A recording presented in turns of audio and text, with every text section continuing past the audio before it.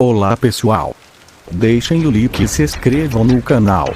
Hoje iremos ver a verdadeira história dos porcos. Quando a cabocla Umbelina apareceu grávida, o pai moeu-a de surras, afirmando que daria um neto aos porcos para que o comessem. O caso não era novo, nem a espantou, e que ele havia de cumprir a promessa, sabia-o bem. Ela mesma lembrava-se. Encontrara uma vez um braço de criança entre as flores douradas do arboral. Aquilo, com certeza, tinha sido obra do pai.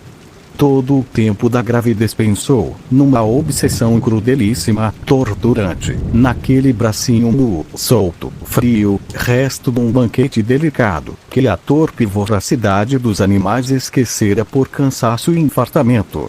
Umbelina sentava-se horas inteiras na soleira da porta, alisando com um pente vermelho de celulóide o cabelo negro e corredio.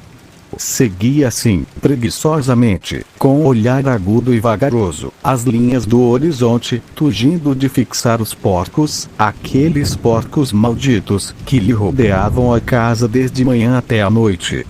Via-o sempre ali arrastando no barro os corpos imundos, de pelo ralo e banhas descaídas, com o olhar guloso luzindo sob a pálpebra mole e o ouvido encoberto pela orelha chata, no egoísmo brutal de encontrar em si toda a atenção. Os leitões vinham por vezes, barulhentos e as cambalhotas, envolverem-se na sua saia e ela sacudia-os de nojo, batendo-lhes com os pés, dando-lhes com torça. Os porcos não a temiam, andavam perto, fazendo desaparecer tudo diante da sofreguidão dos seus focinhos rombudos e móveis, que iam e vinham grunhindo, babosos, hediondos, sujos da lama em que se deleitavam, ou alourados pelo pó de milho, que estava ali aos montes, flavescendo ao sol. Os porcos eram um bom sumidouro para os vícios do caboclo. Umbelina execrava-os e ia passando de modo de acabar com o filho de uma maneira menos degradante e menos cruel. Guardara a criança, mas como? O seu olhar interrogava em vão o horizonte frouxelado de nuvens. O amante, filho do patrão, tinha-a posto de lado, diziam até que ia casar com outra. Entretanto, achavam-na todos bonita, no seu tipo de índia, principalmente aos domingos, quando se enfeitava com as maravilhas vermelhas, que lhe davam colorido à pele bronzeada e a vestiam toda com um cheiro doce e modesto. Eram 2 da madrugada, quando a Umbelina entreabriu um dia a porta da casa paterna e se esgueirou para o terreiro. Fazia luar. Todas as coisas tinham um brilho suavíssimo. A água do monjolo caía em gorgolões soluçados, flanqueando o rancho de sapé, e correndo depois em fio luminoso e trêmulo pela planície fora. Flores de gabiroba e de esponjeira brava punham lençóis de neve na extensa margem do córrego. Todas as ervas do mato cheiravam bem. Um galo cantava perto, outro respondia mais longe, e ainda outro, e outro, até que as vozes dos últimos se confundiam na distância com os mais leves rumores noturnos. Umbelina afastou com a mão febril o xale que a envolvia, e, descobrindo a cabeça, investigou com olhar sinistro o céu profundo. Onde se esconderia o grande Deus, divinamente misericordioso, de quem o padre falava na missa do arraial em termos que ela não atingia, mas a faziam estremecer? Ninguém pode fugir ao seu destino, diziam todos. Estaria então escrito que a sua sorte fosse essa, que o pai lhe prometia de matar a tome aos porcos com a carne da sua carne, o sangue do seu sangue. Essas coisas rolavam-lhe pelo espírito, indeterminadas e confusas. A raiva e o pavor do parto estrangulavam-na. Não queria bem ao filho, odiava nele o amor enganoso do homem que a seduzirá.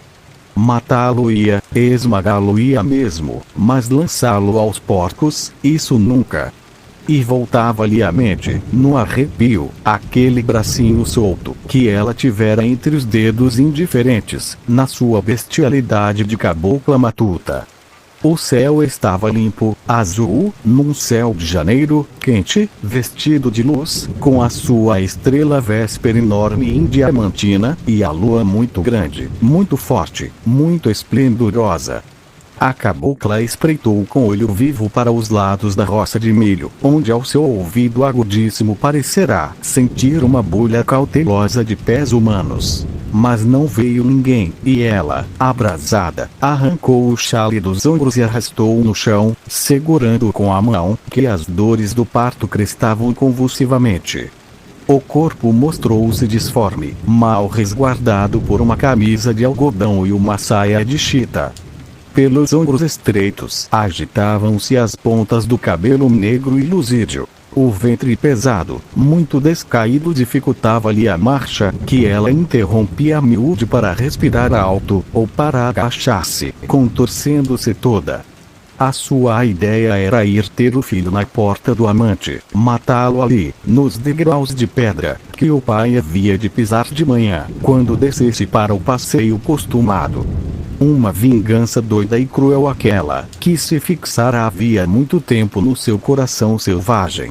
A criança tremia-lhe no ventre, como se pressentisse que entraria na vida para entrar no túmulo, e ela apressava os passos nervosamente por sobre as folhas da trapoeraba maninha. Ai, iam ver agora quem era a cabocla. Desprezavam-na. Riam-se dela. Deixavam-na à toa como um cão sem dono. Pois que esperassem. E ruminava seu plano, receando esquecer alguma minúcia. Deixaria a criança viver alguns minutos, fala-ia mesmo chorar, para que o pai lá dentro, entre o conforto do seu colchão de paina, que ela desfiara cuidadosamente, lhe ouvisse os vagidos débeis e os guardasse sempre na memória, como um remorso. Ela estava perdida. Em casa não a queriam.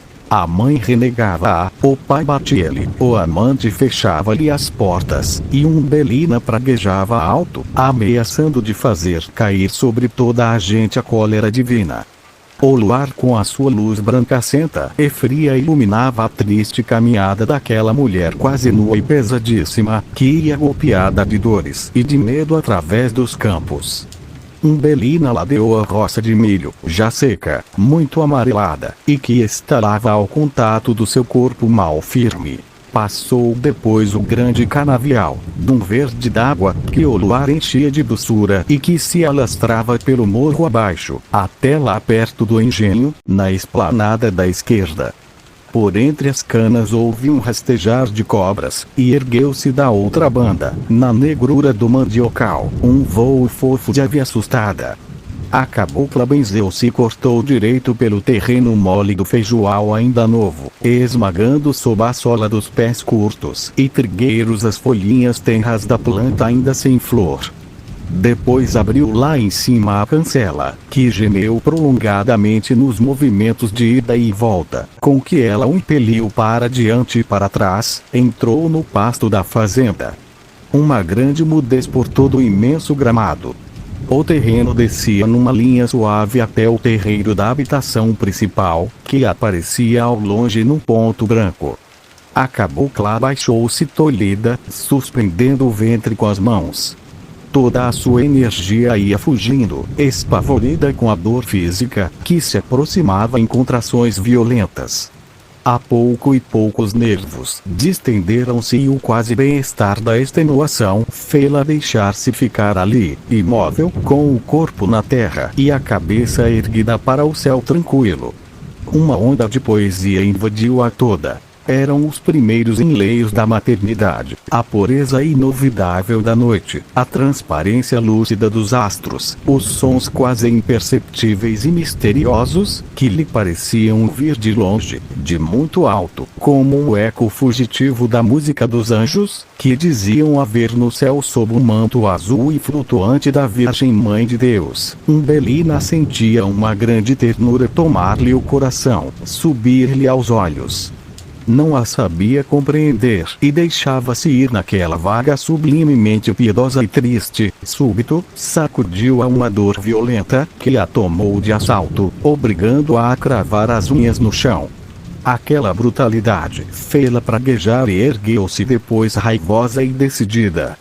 Tinha de atravessar todo o comprido pasto, a margem do lago e a orla do pomar, antes de cair na porta do amante.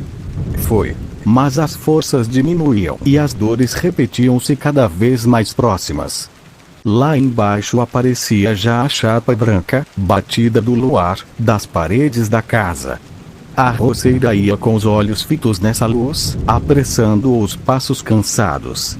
O suor caía-lhe em bagas grossas por todo o corpo, ao tempo que as pernas se lhe vergavam ao peso da criança.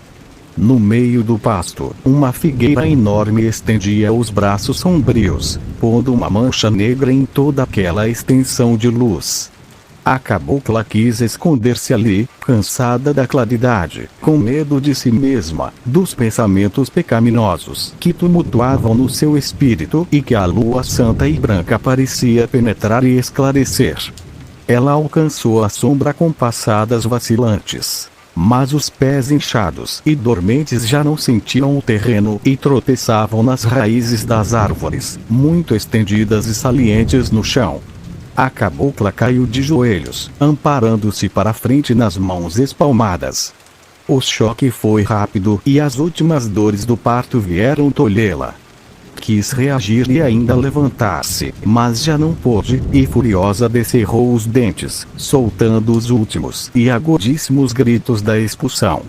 Um minuto depois a criança chorava sufocadamente. A cabocla então arrancou com os dentes o cordão da saia e, soerguendo o corpo, atou com firmeza o umbigo do filho, e enrolou-o no chale, sem olhar quase para ele, com medo de o amar, com medo de o amar. No seu coração de selvagem, desabrochava timidamente a flor da maternidade. Umbelina levantou-se a custo com o filho nos braços. O corpo esmagado de dores, que parecia esgarçarem-lhe as carnes, não obedecia à sua vontade. Lá embaixo, a mesma chapa de luz alvacenta acenava-lhe, chamando-a para a vingança ou para o amor. Julgava agora que se batesse aquelas janelas e chamasse o amante, ele viria comovido e trêmulo beijar o seu primeiro filho. Aventurou-se em passadas custosas a seguir o seu caminho, mas voltaram-lhe depressa as dores e, sentindo-se esvair, sentou-se na grama para descansar. Descobriu então a meio o corpo do filho. Achou-o branco, achou-o bonito, e num impulso de amor beijou-o na boca. A criança moveu os lábios na sucção dos recém-nascidos e ela deu-lhe o peito. O pequenino puxava inutilmente, a cabocla não tinha alento, a cabeça pendia-lhe numa vertigem suave, veio-lhe depois outra dor, os braços abriram-se-lhe e ela caiu de costas. A lua sumia-se, e os primeiros alvores da aurora tingiram um róseo dourado todo o horizonte. Em cima, o azul carregado mudava para um violeta transparente, esbranquiçado e diáfano. Foi no meio daquela doce transformação da luz que Umbelina mal distinguiu um vulto negro, que se aproximava lentamente, arrastando no chão as mamas pelancosas, com o rabo fino, arqueado sobre as ancas enormes, o pelo hirto, e rompendo o ralo da pele escura e rugosa, e o olhar guloso, estupidamente fixo. Era uma porca. Umbelina sentiu-a grunhir. Viu confusamente os movimentos repetidos do seu focinho trombudo, gelatinoso, que se arregaçava, mostrando a dentuça amarelada, forte. Um sopro frio correu por todo o corpo da cabocla, e ela estremeceu ouvindo um gemido doloroso, dolorosíssimo, que se cravou no seu coração aflito. Era o filho. Quis erguer-se, apanhá-lo nos braços, defendê-lo, salvá-lo, mas continuava a esvair-se, os olhos mal se abriam, os membros laços não tinham vigor, e o espírito mesmo perdia a noção de tudo. Entretanto, antes de morrer, ainda viu, vaga, indistintamente, o vulto negro e roliço da porca, que se afastava com um montão de carne perdurado nos dentes, destacando-se isolada e medonha naquela imensa vastidão cor-de-rosa.